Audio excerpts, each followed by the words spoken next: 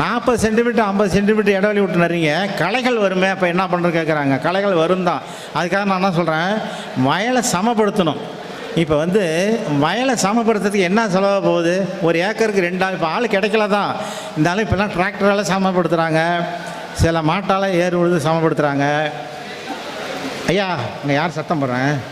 கொஞ்சம் இல்லை, கொஞ்சம் பேசுங்க. ஒரு முடிச்சு விட்றேன்.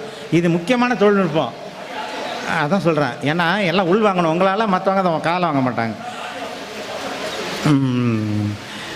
அந்த கிளை பிரச்சனைக்கு என்னென்னா, சமப்படுத்தவரில் ஒரு 2 ஆள் 3 ஆள் தான் நம்மளுக்கு தேவைப்பட போகுது. அப்போ சம்பளம் ஒரு 600 வச்சுங்க, ஒரு 2000 ரூபா கூட கொடுத்து வயலை சமப்படுத்தி விடுறோம். இதே சமப்படுத்தாத வயலில் என்னன்னா, களை எடுக்கிறதுக்கு நிறைய ஆளை விடுறோம்.